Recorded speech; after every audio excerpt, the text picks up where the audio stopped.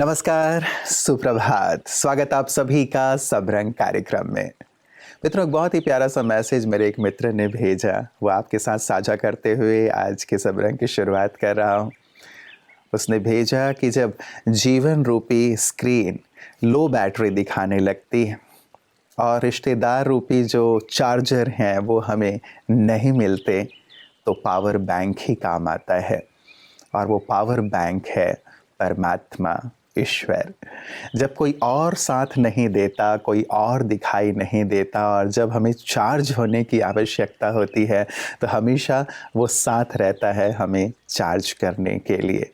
लेकिन हमें ये देखना है कि हम केवल स्वार्थवश, केवल आवश्यकता पड़ने पर उसे याद करते हैं या फिर हमेशा ही उन्हीं साथ रखते हैं, हम उनके साथ उनकी याद में रहते हैं। जैसे शरीर का हर अंग हम जहाँ भी जाते हैं हमारे साथ जाता है, वैसे ही यदि परमात्मा को हम हमेशा अपने जीवन में शामिल कर लें तो कभी डिस्चार्ज होंगे ही नहीं। हमारी बैटरी, हमारा आत्मविश्वास, हमारा उमंग, उत्साह और खुशी हमेशा ही भरपूर रहेगा और हम आगे से आगे बढ़ते रहेंगे।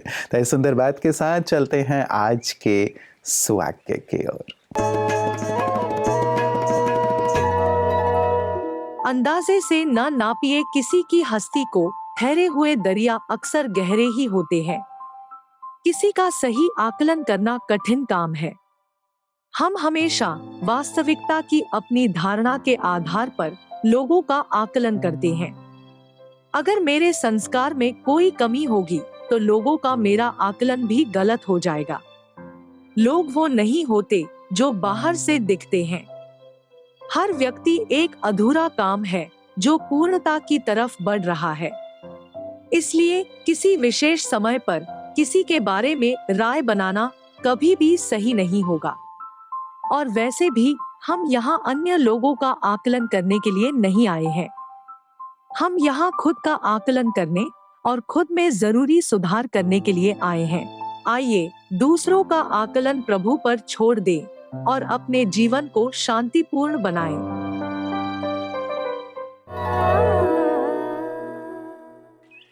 तो मित्रों, ईश्वर का संग सचमुच हमारे अंदर आशा और विश्वास जगाए रखता है, कभी भी हमें निराश नहीं होने देता। क्योंकि जब कभी जीवन में बातें और परिस्थितियां आती हैं तो वो पहला काम यही करती हैं कि हमारे मन में निराशा के भाव भरने लगती हैं। और ख़ास करके यदि कोई बड़ी बीमारी, कैंसर जैसी बीमारी यदि हमारे जीवन में आ जाए, हमारे किसी नज़दीक के संबंधी के जीवन में आ जाए, तो सचमुच निराशा घर करने लगती है।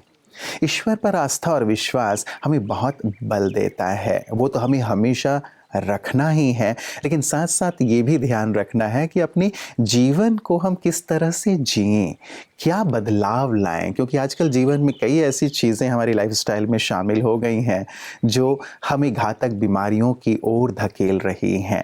क्या परिवर्तन हम लेकर के आएँ अपने जीवन में ताकि ऐसी बीमारियों से बचे रहें, कैंसर जैसी बीमारियों से। उस पर ही आज हमारे बीच जो हमारे आज की डॉक्टर साहिबा हैं वो प्रकाश डाल रही हैं। आइए सुनते हैं कि वो हमें क्या सुंदर सुझाव दे रही हैं। आपकी सेहत आपके हाथ में। ओम शांति। तो हम अपने इस हीलिंग जर्नी की तरफ बढ़ रहे हैं। जैसा बताया ना, कोई भी बीमारी हो, तन की हो, मन की हो, अपनी हो, अपने प्रियजनों की हो, इनर कॉन्वर्सेशन को हमने चेक तो किया था, लेकिन ये जो बैकग्राउंड म्यूज़िक बजते रहता है ना हमारे मन में, आपने देखा होगा, जब चेक किया तो आपने देखा कि कुछ हम सोचते रहते हैं। और ये जो हम सोचते हैं ये बहुत सारे प्रश्न होते हैं, क्या होगा, कैसे होगा, और बहुत सारे बिलीफ और इन्फॉर्मेशन जो हमारे डॉक्टर के प्रति हमें दिया गया होगा उनके प्रति भी हम सोचते हैं। तो इसको चेंज करते हैं, क्योंकि हम जो एज्यूम करेंगे, जो हम सोचेंगे, वही इस शरीर के द्वारा मैनिफेस्ट होगा, वही प्रकट होगा, वही प्रत्यक्ष होगा। तो चेंज करने के लिए सबसे पहले तो जो भी हमारे ये जो संकल्प इतने तेज गति से चल रहे थे उसको रोके, और रोक के मोड़ें सही दिशा में, पवित्र दिशा में, शुभ दिशा में। उसके लिए शुभ सोचें। तो जो हमारे ब्रह्मा कुमारीज़ में परमात्मा हमें जो स्वमान देते हैं, मैं विजयी हूँ, सफलता मूर्त हूँ। तो जब हम इस स्वमान को अभ्यास में लाते हैं तो ये जो हमारा इनर कॉन्वर्सेशन था ना, जो बैकग्राउंड म्यूज़िक चल रहा था, कुछ बहुत सारा वेस्ट, और उसका असर हमारे मन और तन दोनों पर आ रहा था। यदि आप ब्लड प्रेशर के मरीज़ हैं तो आपका ब्लड प्रेशर बढ़ रहा था, अगर आप डायबिटिक हैं तो आपका शुगर भी बढ़ा रहा था। इसीलिए घर से निकलते समय इस भाव से निकलें कि मैं सफलता मूर्त हूँ, परमात्मा की शक्ति मेरे साथ है, मैं संपूर्ण स्वस्थ हूँ, इस शरीर की मालिक हूँ और ये शरीर मेरा पूरा सहयोग देगा। आप स्वयं को हील कर सकते हैं क्योंकि हमारे अंदर ही वो सारी ताकत होती है जिसे हम कहते हैं natural forces to heal the disease. उनको जागृत करने के लिए ये बहुत आवश्यक है कि हम शक्तिशाली शुभ संकल्प करें। करके देखेंगे। ओम शांति। धन्यवाद। मित्रों, एक व्यक्ति ने अपने गुरु से कहा कि गुरुजी, आप कितने भी अच्छे इंसान हो लेकिन एक दुष्ट व्यक्ति आप में कमियां निकाल ही लेता है, तो आपके अच्छे बनने की क्या ज़रूरत है, या फिर अच्छे बनने के लिए इतना परिश्रम करने की क्या ज़रूरत है। गुरुजी ने कहा कि जब दुष्ट व्यक्ति अपनी इस आदत को नहीं छोड़ रहा है तो आप एक अच्छा इंसान बनने की अपनी आदत या लक्ष्य को क्यों छोड़ते हो। बहुत ही पते की बात है मित्रों। सचमुच कोई भी व्यक्ति अपनी वृत्ति के अनुसार, अपनी नेचर के अनुसार ही सामने वाले व्यक्ति को देखता है।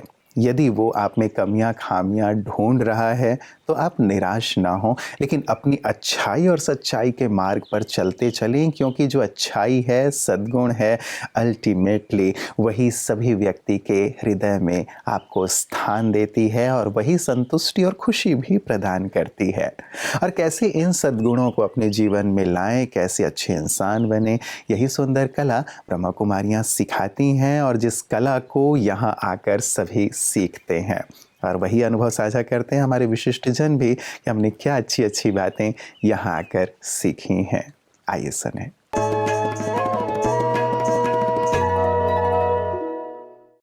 दादी से मिले थे, जानकी दादी से। हमने जब पहले पहले वो मंच पर आई तो मंच में आते ही एक ऐसे वाइब्रेशन चला कि हम भाव विह्वल हो गए। तो हमने सोचा, हमने तो इनसे बात की नहीं है, बहुत दूर हैं, हमारे अंदर ये भाव विह्वल क्यों हो रहे हैं। इतने दिनों से 100 वर्ष तक जिनका जीवन तप में रहा और उसका जो प्रभाव, तो मेरी इच्छा हुई कि मैं इनसे मिलूं। मैंने कहा मंच में नहीं मिलूंगा, इनको मैं कमरे में मिलूंगा जी। अब मिला मैं तो बड़ा आनंद आया और उनसे मिला। मैनेजमेंट में इतना प्रबंधन होना, इतने बढ़िया प्रबंधन चलना, और जिसको जहाँ पर जो उसको बताया जाए तो आपने ये काम करना है, वो वहीं पर काम कर रहा है। समर्पित सेवा हुई और उसी समर्पित सेवा में वो ज्ञान को अर्जित कर रहा है और उसी में वो आनंदित हो रहा है। जो सबसे बड़े जो शब्द है आनंदित होना। एक तो यहाँ का वातावरण है, क्योंकि यहाँ मैनेजमेंट प्रबंधन है, बहुत लोग काम करने वाले हैं, परंतु जिस केंद्रों में ये हैं काम करनी है, ब्रह्म कुमारियाँ काम कर रही हैं, बहनें कर रही हैं और निर्भीक रूप से कर रहे हैं, उनका भी करंट, उनका भी वाइब्रेशन उस क्षेत्र में पड़ रहा है। बिल्कुल। देखिए, जब किसी की ना हम अच्छी भावना लेके जाते हैं, किसी के लिए शुभ भाव लेके जाते हैं, तो वहाँ निर्भयता स्वयं आ जाती है। डरता वो है जो गलत काम करने जाए। जब मन में भावनाएं है कि सबका भला हो, सबको सुख शांति मिले। गीता का जो विशिष्ट ज्ञान है तो भगवान के स्वरूप हैं अलग अलग है, क्योंकि उसमें भगवान ने 15 अध्याय में अपना परम धाम बताया, 11वें अध्याय में अपने स्वरूपों को बताया कि मैं इस प्रकार से हूँ, और वो यहाँ अनुभव होता है इतने लोगों से। मित्रों, प्रार्थना में हम भगवान से बातें करते हैं, लेकिन मेडिटेशन में भगवान हमसे बात करते हैं। और यदि हम देखें तो सारे दिन या फिर जब कभी हम आरती करते हैं, भगवान के सामने बैठते हैं, तो हम अपनी बात ही उन्हें सुनाते रहते हैं, लेकिन भगवान हमसे क्या कहना चाहते हैं वो हम नहीं सुन पाते। इसके लिए मेडिटेशन बहुत ज़रूरी है ताकि मन के तार ईश्वर से जुड़ जाएं और हम ये समझ पाएं कि वो हमें क्या देना चाहते हैं, क्या कहना चाहते हैं। इसके लिए ज़रूर आप मेडिटेशन के लिए वक्त निकालें कि कैसे हम उनसे जुड़ सकें, कैसे ये समझ पाएं कि वो हमें क्या देना चाहते हैं। यही सुंदर कला राजयोग मेडिटेशन की कला जन जन तक पहुंचा रही हैं ब्रह्मा कुमारी बहनें कि कैसे आप ईश्वर को समझ सकें और अपने जीवन को प्रकाशित कर सकें। आइए देखें कि वो ये सुंदर सेवाएं कहाँ कहाँ कर रही हैं। व्यक्ति की सबसे पहली और अनमोल संपत्ति उसका स्वास्थ्य है, जिसे हमेशा संभाल के रखना चाहिए।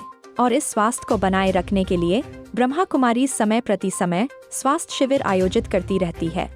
और ऐसा ही मध्य प्रदेश के करोन स्थित ब्रह्मा कुमारी सेवा केंद्र पर निशुल्क रूप से स्वास्थ्य चिकित्सा शिविर, मेडिकल, डेंटल एवं आँखों के जांच का कैंप आयोजन किया गया।